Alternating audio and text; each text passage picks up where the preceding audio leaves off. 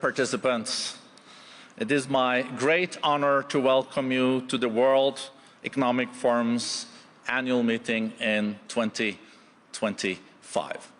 It's our 55th annual meeting. With us in Davos, there are more than 3,000 leaders from around the world and from across the public and private sector. We are meeting at one of the most uncertain geopolitical and geoeconomic moments in generations. Today, we are at an inflection point. 2025 will be a year of consequences. It will affect the course ahead, maybe even at a level we have seen in history like 1918, 1945, 1989.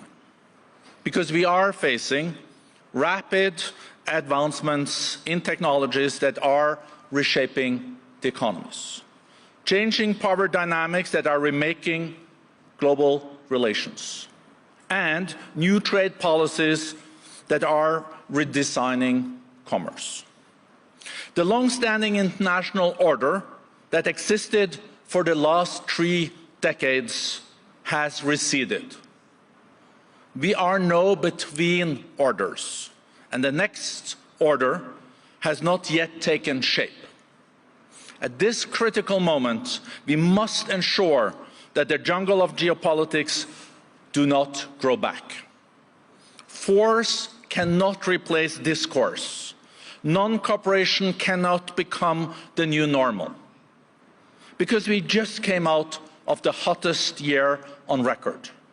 The number and intensity of conflicts around the world have risen sharply. And the possibility of another global health crisis is ever looming. We can only address these challenges, and we can only unlock new economic opportunities together.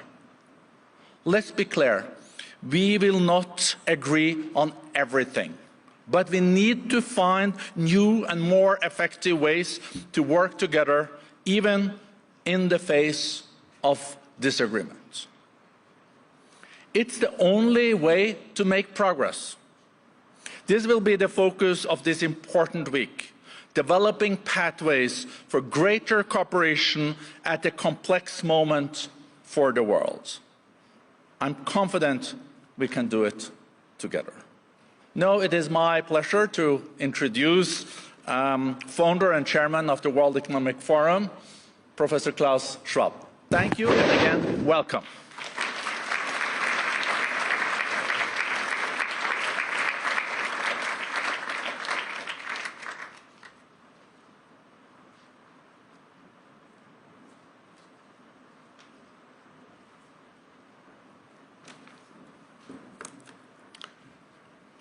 Thank you, President Berger, Rende, and a very warm welcome to the annual meeting 2025 of the World Economic Forum. We are coming together at a moment when the world faces critical challenges. Our annual risk report 2025 identifies the foremost risks, such as armed conflicts, extreme weather events, misinformation and disinformation, increasing divisions within societies, within countries, cyber espionage, and many more. Simultaneously, we stand at the brink of what we call here the intelligent age, where artificial intelligence and other groundbreaking technologies and innovations will fundamentally transform economic systems, business models, and personal lives. The transition from the industrial to the intelligent age is occurring at an exponential pace, carrying unprecedented risks for humanity as we strive to prepare and to adapt to its complexities. Yet, it also offers significant opportunities for meeting current and future challenges and spark a new renaissance, one defined by advancements in technology, health, culture, and societal welfare. The foundation of such a renaissance lies in cooperation. This is the reason why we have chosen as a theme for this annual meeting 25, collaboration for the intelligent age. The scale and complexity of shaping the intelligent age requires the commitment and engagement of all stakeholders of global society. The forum community here in Davos and in this room, 3,000 decision makers from politics, business, civil society, academia, young professionals, and the media will bring different perspectives and diverse expertise to collectively engage into discussing solutions and new pathways for this intelligent age. As when we meet today, we also have to face an erosion of trust in our society. We all must work together to regain trust in order to progress nationally and internationally. This can only be achieved if we genuinely address the existential fears of so many, the fears of marginalized, the fears of those who are afraid of accelerating environmental degradation, and the fears of those who worry about being left out in the transition to the intelligent age. While we come together in Davos with our own important personal objectives, the true impact of this meeting stems from being united around the common mission of committed to improving the state of the world. That reason, that mission, has guided the Forum since its foundation 54 years ago, and is the ultimate purpose, particularly in a world which is in search of a new balance between global needs and national interests. The heart of my opening message is captured in a motto which I propose to guide our work in the coming days: constructive optimism. Throughout history, humanity has been driven by the aspiration to create and to care for a better future for ourselves and for the next generations. If this narrative of care for the next generation fails, we risk depending into self-serving and short-sighted behaviors that undermine collective progress and lead to profound societal and political shifts. To counter the erosion of hope and confidence in our future, we must go beyond reacting just to crisis. We must focus proactively, shaping the future in strategic, innovative, and constructive ways, despite the intense, short-term pressures and problems which we all feel. It is not cynicism or negativism which brings us forward, but practical steps to address the real-world challenges, what we want to do here during this meeting. Since creating the World Economic Forum more than half a century ago, I have devoted my life to bring the world together in the hope of building a better future through open dialogue and action-oriented collaboration. Despite monumental challenges, serious crises, and inevitable setbacks and conflicts, the fact remains that a large majority of global population lives today in better condition than in 1971, even though our fragile planet now supports twice as many people. There is progress, and this fuels, hopefully, all our optimism. The precondition for this positive thinking is that we are guided by a clear mission and develop the resilience to withstand the increased uncertainty, complexity, and also adversity which characterizes a fragmented and polarizing world. The future does not just unfold. The future is shaped by us, and particularly shaped by us here in this room.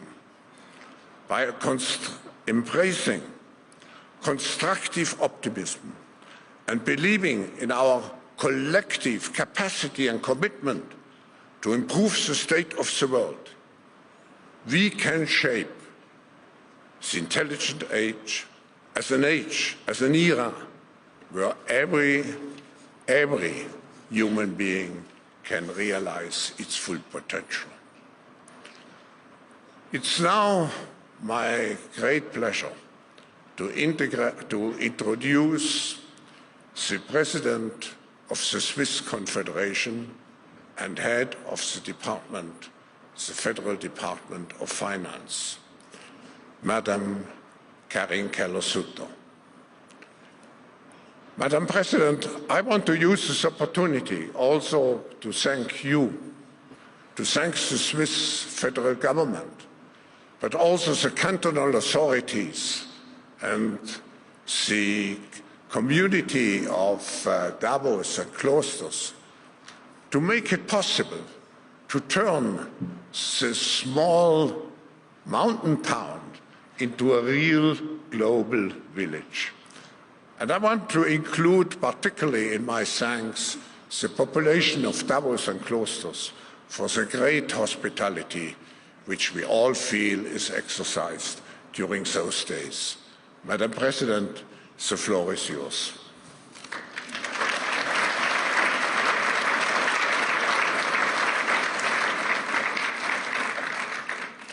Well, thank you so much, Professor Schwab, Excellencies, ladies and gentlemen. Perhaps it would send a shiver down your spine here in wintry Davos if I were to ask you for reasons to be cheerful in these times. But don't worry, you won't have to rack your brains. I'll give you a pretty good reason myself. The prosperity of nations and their populations is not simply left to chance. No, there are rules and patterns that can be recognized. These scientifically based findings earned Darren Acemoglu, Simon Johnson and James Robinson the Nobel Prize in Economics last year.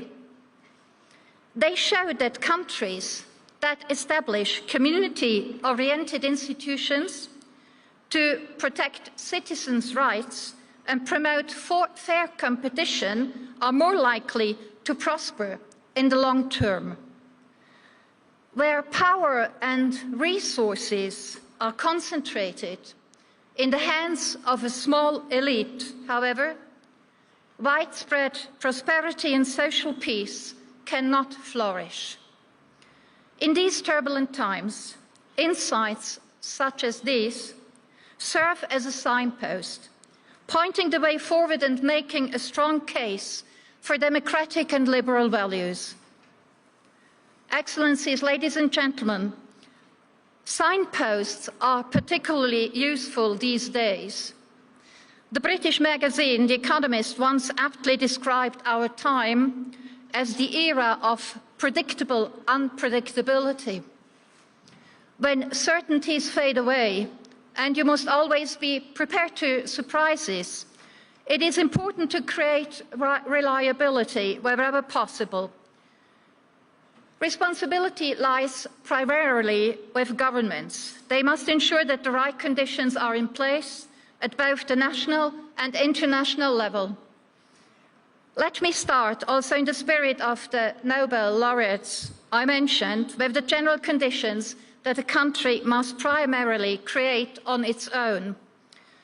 After all, the international community also benefits from the domestic strength and thus the prosperity and stability of individual states.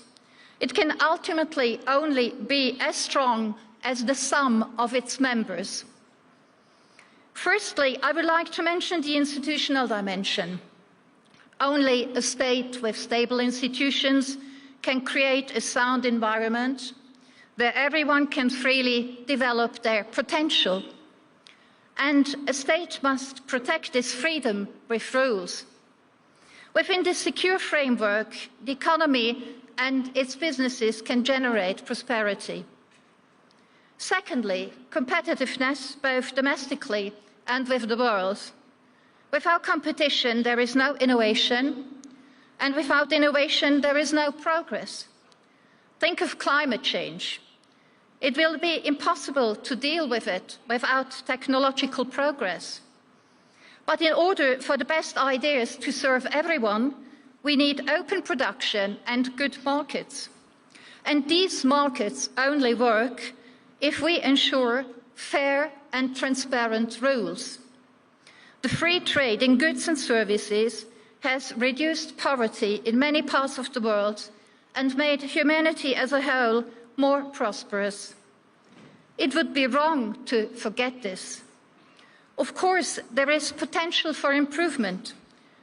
Many people feel forgotten in the globalized world. This has a negative impact on the credibility of the national and international institutions. This is another but not only pure economic reason why Switzerland will continue to advocate for open and regulated trade.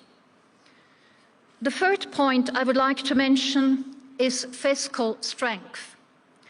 The importance of healthy public finances is immeasurable, especially in unstable times.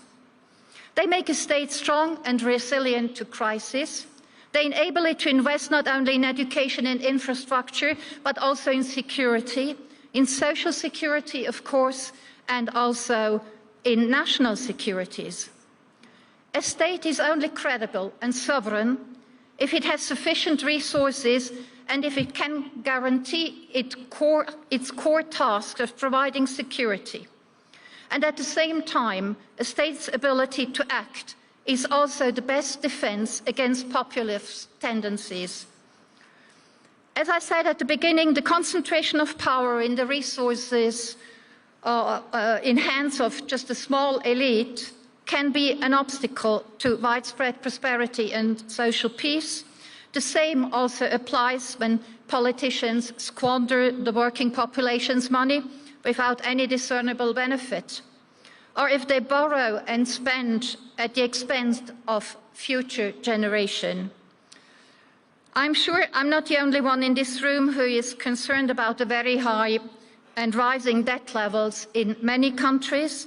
They not only pose a risk for those countries, but also a threat to the stability of the international financial markets.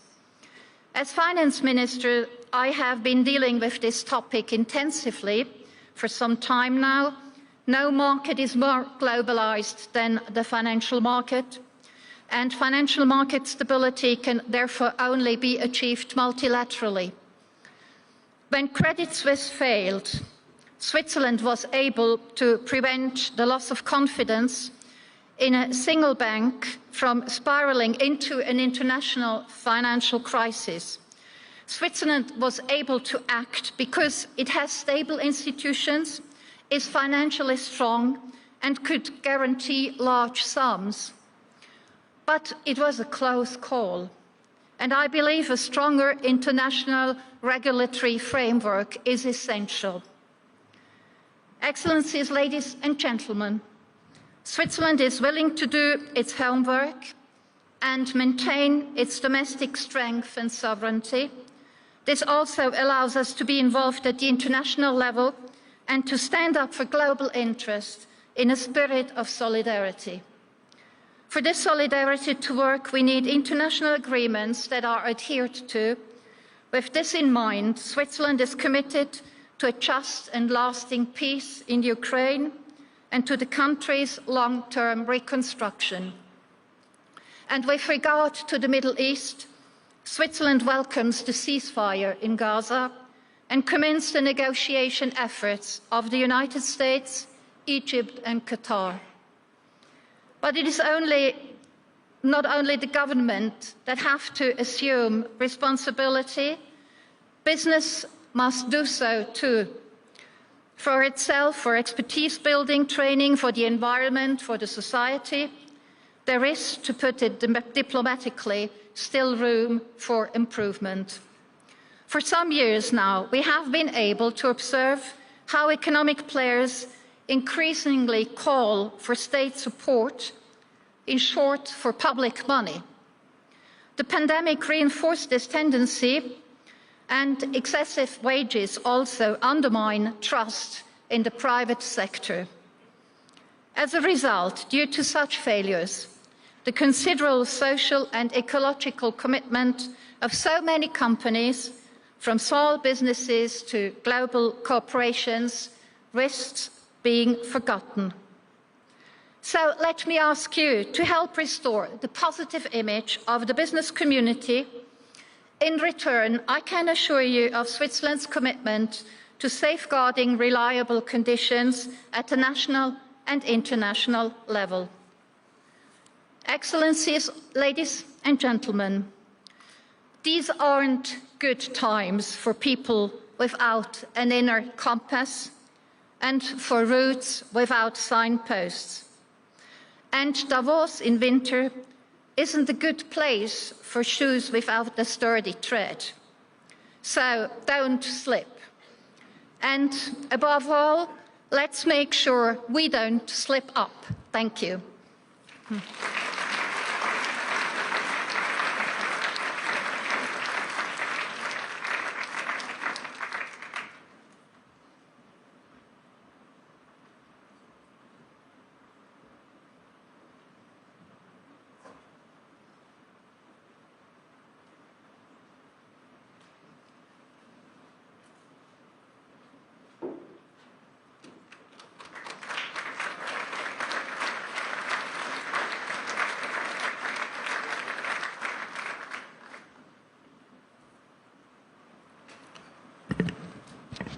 It's now my deep pleasure and honor to introduce the President of the European Commission, Ursula von der Leyen. Madam President, you have been a friend and a regular participant of our meetings since, I would say, quite some time. And I remember still very vividly when you joined us 5 years ago at the beginning of your first mandate. And nobody knew at that time what great challenges you would have to face. A pandemic, a war. But nevertheless, you were able to give Europe, in addition to managing those crises well, to give Europe new visions, a vision of digital Europe, the Green Deal, to mention only a few. And now you are standing at the beginning of your second mandate. And again, Europe is faced with tremendous challenges. I would say the next 5 years will be crucial. Either we come out as a very reinforced Europe, which is still the second largest global economy. And if I look at population, I think we are number 3. I'm sure that under your leadership, Europe will be not marginalized. What could happen? But Europe will be strengthened during your second mandate. And for this reason, you can imagine how much we are looking forward to your speech. Welcome, Ursula.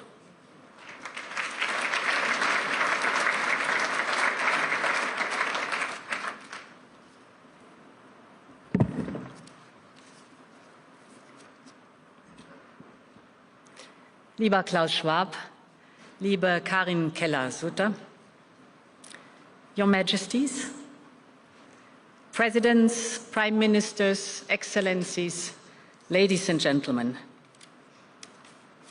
The first quarter of the century has come to an end, and it has brought about a sea change in global affairs.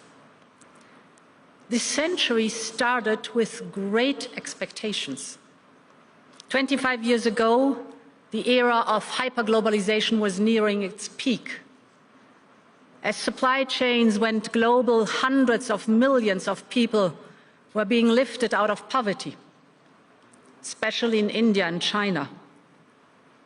In America, the dot-com boom was at its height, symbolizing the optimism of a connected global world, in which technology was seen as an unambiguous force for prosperity and peace. With Russia making the G7, G8, democracy was ascendant across the world. You might recall that some even said it was the end of history. In our European Union, our single currency, the euro, was about to bring our people and economies much closer together. The global economy reaped the dividends. And here in Davos, world leaders discussed how global cooperation in technology could help the fight against poverty and disease. It was the promise of a more integrated and cooperative world. 25 years on, has this promise been fulfilled? Well, the world today is still nearly as connected as ever, but it has also started fracturing along new lines. On the one hand, since the year 2000, the volume of global trade has doubled, although trade within regional blocs is now expanding faster than trade between them. It is common that a chip is designed in the United States, built in Taiwan with European machines, packaged in Southeast Asia, and assembled in China. On the other hand, last year alone, global trade barriers have tripled in value. International trade institutions have often struggled to address the challenges posed by the rise of non-market economies that compete at a different set of rules. Innovation continues to flourish with advances in AI, quantum computing, and clean energy, poised to change our way of life and work. But technology controls have also quadrupled in recent decades. Our supply chain dependencies are at times weaponized, as shown by Russia's energy blackmail, or exposed as brittle when global shocks, such as the pandemic, emerge without warning. And the very interconnectors that bring us together, like undersea data cable, have become targets from the Baltic Sea to the Taiwan Strait. The cooperative world order we imagined 25 years ago has not turned into reality. Instead, we have entered a new era of harsh geostrategic competition. The world's major economies are vying for access to raw materials, new technologies, and global trade routes. From AI to clean tech, from quantum to space, from the Arctic to the South China Sea, the race is on. As this competition intensifies, we will likely continue to see frequent use of economic tools, such as sanctions, export controls, and tariffs, that are intended to safeguard economic and national security. But it is important that we balance the imperative to safeguard our security against our opportunity to innovate and enhance our prosperity. In this spirit, we will need to work together to avoid a global race to the bottom, because it is in no one's interest to break the bonds of the global economy. Rather, we need to modernize the rules to sustain our ability to produce mutual gain for our citizens. For us Europeans, the race begins at home. Europe has a unique social market economy. We have the second largest economy and the biggest trading sector in the world. We have longer life expectancy, higher social and environmental standards, and lower inequalities than all our global competitors. Europe is home to immense talent, along with the proven ability to attract ideas and investment from across the world. Our capacity to invent and create is underappreciated. Europe's global share of patent applications is on par with the US and China. But the world is changing. So must we. In the last 25 years, Europe has relied on the rising tide of global trade to drive its growth.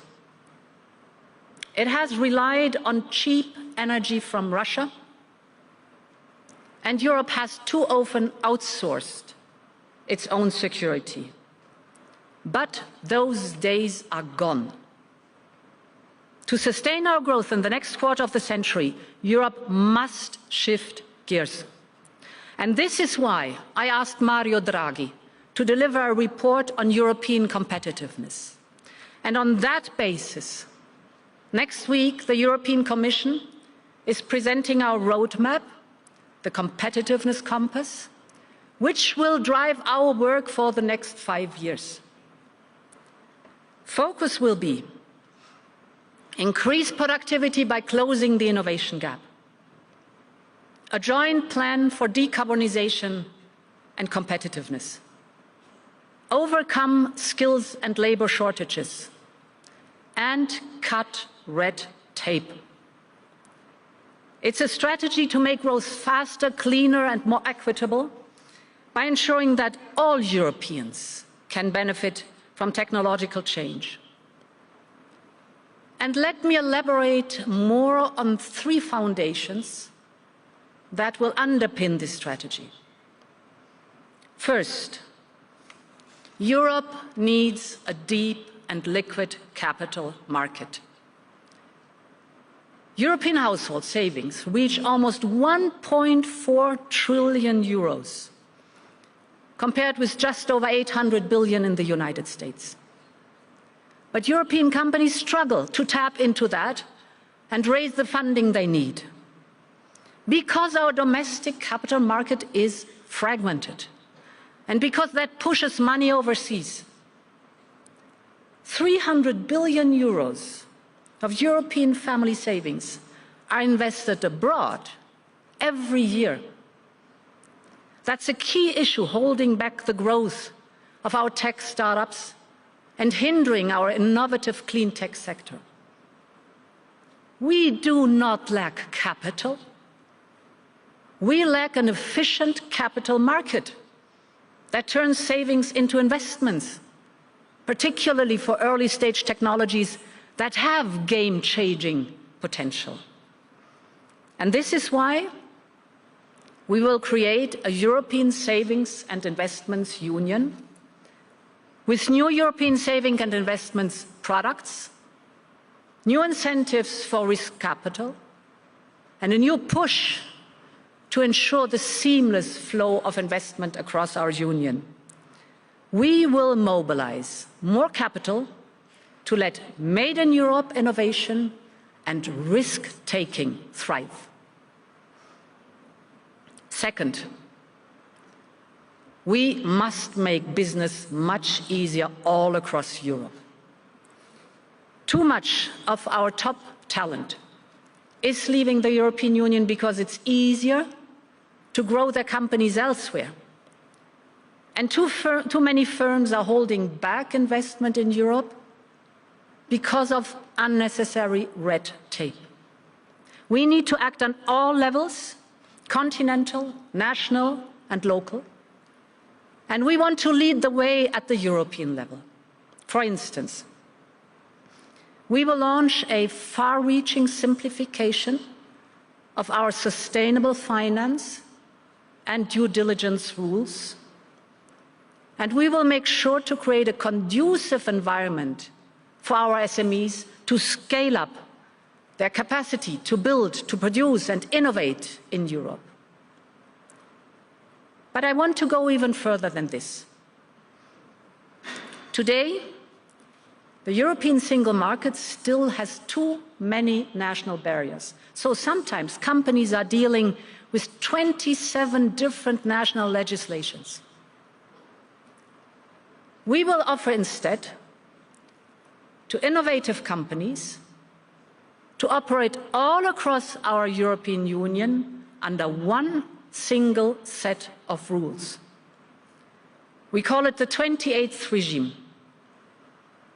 Corporate law, insolvency, labor law, taxation, one single and simple framework across our union. This will help bring down the most common barriers to scaling up all across Europe, because continental scale is our greatest asset in a world of giants. The third foundation is energy. Before the start of Putin's war, Europe got 45% of its gas supplies and 50% of its coal imports from Russia. Russia was also one of our largest oil suppliers. This energy appeared cheap, but it exposed us to blackmail. So when Putin's tanks rolled into Ukraine, Putin cut us off his gas supplies, and in return, we substantially reduced our dependency on Russian fossil fuels in record time. Our gas imports from Russia went down by roughly 75%. And now we import from Russia only 3% of our oil and no coal at all anymore. But freedom came at a price. Households and businesses saw sky-high energy costs, and bills for many are yet to come down. Now the competitiveness depends on getting back to low and stable energy prices. Clean energy is the midterm answer because it is cheap, it creates good jobs here in the European Union, and it strengthens our energy independence. Already today, Europe generates more electricity from wind and solar than from all fossil fuels combined. But we still have lots of work to do to feed through these benefits to companies and people. Not only must we continue to diversify our energy supplies and expand clean sources of generation from renewables, and in some countries also from nuclear, we will have to invest in next-generation clean energy technologies, like fusion, enhanced geothermal, and solid-state batteries. We must also mobilize more private capital to modernize our electricity grids and storage infrastructure. We must remove the remaining barriers to our energy union, and we must better connect our clean and low-carbon energy systems. All of this will be part of a new plan that we will present in February. It is time to complete our energy union so that clean power can run freely across our continent and bring prices down for all Europeans. Ladies and gentlemen, this is our plan. And the next few years will be vital to stay in the race of clean and disruptive technologies. Europe has everything it needs to make it happen. We have a private sector with a long-standing tradition of innovation. We have top-class workforce. We have a huge single market of 450 million consumers and a unique social infrastructure to protect people from the great risks of life. We have credible and independent institutions, transparent governance, and an unshakable commitment to the rule of law. It is thanks to all of this that in the last 5 years, Europe has weathered the fiercest storm in our economic history, and we overcame an unprecedented energy crisis. We did this together, and we can do it again. And we have the political will, because when Europe is united, it gets things done. Ladies and gentlemen, the coming years will be vital, well beyond Europe. All continents will have to speed up the transition towards net zero and deal with the growing burden of climate change. Its impact is impossible to ignore. Heat waves across Asia, floods from Brazil to Indonesia, from Africa to Europe, wildfires in Canada, Greece, and California, hurricanes in the US and the Caribbean. Climate change is still on top of the global agenda. From decarbonizing to nature-based solutions, from building a circular economy to developing nature credits, the Paris Agreement continues to be the best hope for all humanity. So Europe will stay the course and keep working with all nations that want to protect nature and stop global warming. Likewise, all continents will have to grasp the opportunities of AI and manage its risks. On challenges like these, we are not in a race against each other, but we are in a race against time. Even in a moment of harsh competition, we need to join forces. And Europe will seek cooperation, not only with our long-time like-minded friends, but with any country we share interests with. Our message to the world is simple. If there are mutual benefits in sight, we are ready to engage with you. If you want to upgrade your clean tech industries, if you want to upscale your digital infrastructure, Europe is open for business. And as great power competition intensifies, I see a growing appetite across the world to engage more closely with us. In the last 2 months, we concluded new partnerships with Switzerland, Mercosur, and Mexico.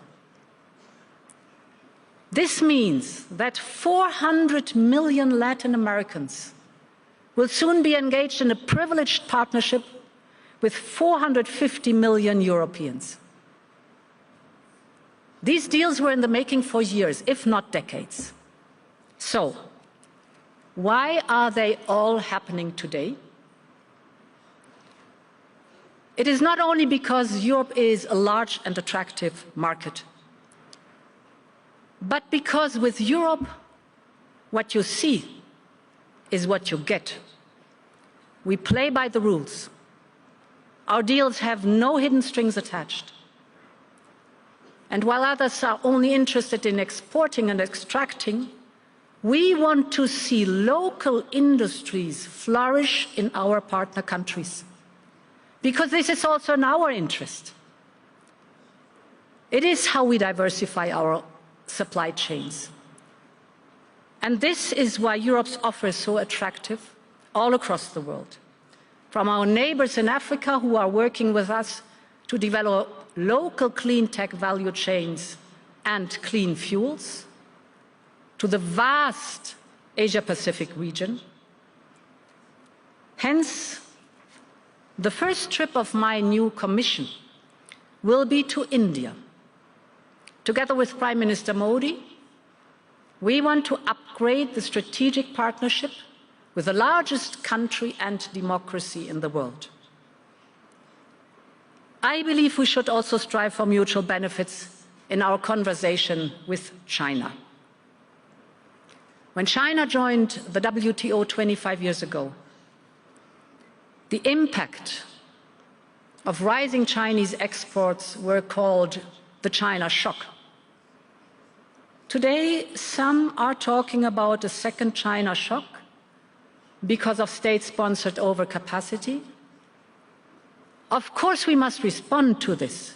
Defensive trade measures are being adopted across the world, including the Global South, as a response to Chinese market distortions. This is also why Europe has taken measures, for instance, on electric cars. At the same time, I have always stressed that we are ready to continue our discussions, and we will continue to de-risk our economy. Many believe, including in China, that it would be in China's long-term interest to manage more responsibly its economic imbalances. That's also our view. And I believe that we must engage constructively with China to find solutions in our mutual interest. 2025 marks 50 years of our union's diplomatic relations with China. I see it as an opportunity to engage and deepen our relationship with China, and where possible, even to expand our trade and investment ties. It is time to pursue a more balanced relationship with China in a spirit of fairness and reciprocity. This new engagement with countries across the world is not only an economic necessity, but it's a message to the world. It is Europe's response to rising global competition. We want more cooperation with all who are open for it. And this, of course, includes our closest partners. I think, of course, of the United States of America. No other economies in the world are as integrated as we are. European companies employ in the United States 3.5 million Americans. And another million American jobs depend directly on trade with Europe. Entire supply chains stretch on both sides of the Atlantic. For instance, an American airplane is built with control systems and carbon fibers from Europe. And American medicines are made with chemicals and laboratory tools that come from our side of the Atlantic. At the same time, Europe imports twice as many digital services from the United States as we do from the entire Asia Pacific. Of all American assets abroad, 2/3 are in Europe. And the US provides over 50% of our LNG. The trade volume between us is 1.5 trillion euros, representing 30% of global trade. a lot is at stake for both sides. So, our first priority will be to engage early, discuss common interests, and be ready to negotiate. We will be pragmatic, but we will always stand by our principles. We will protect our interests and uphold our values, because that is the European way. The rules of engagement between global powers are changing. We should not take anything for granted. And while some in Europe may not like this new reality, we are ready to deal with it. Our values do not change.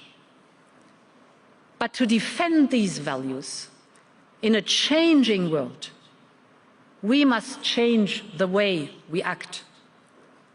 We must look for new opportunities wherever they arise.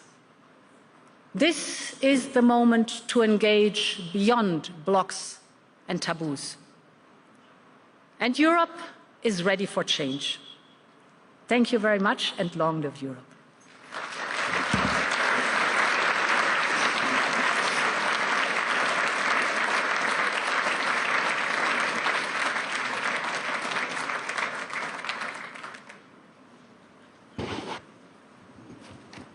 Thank you very much, Madam President. This was really a demonstration of what I called constructive optimism.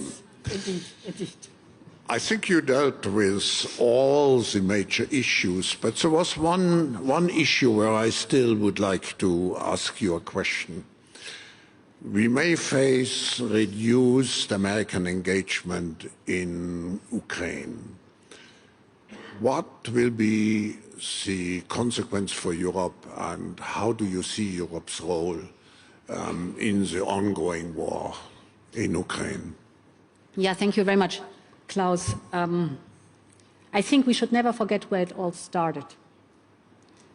Ukraine is a sovereign country, and Ukraine determined its own future by asking for accession to the European Union. That's where it all started. And the response was an invasion by its neighbor, Russia. Secondly, I think we should also never forget in the European Union that this is not only about the security of Ukraine, but it's also about the European security. And the third point is, no one wants more peace than the people of Ukraine. But what they want is a just and a lasting peace. What they don't want is a frozen conflict that erupts again a little time later. I have witnessed over the last 3 years how Ukraine is working hard for the accession to the European Union. It's amazing to see the speed in which they work on heavy, difficult reforms while fighting a war. So for us, because of all this, it is very clear that we will continue to support Ukraine. We have supported Ukraine by now by almost 130 billion euros, but we will continue to support Ukraine without any question.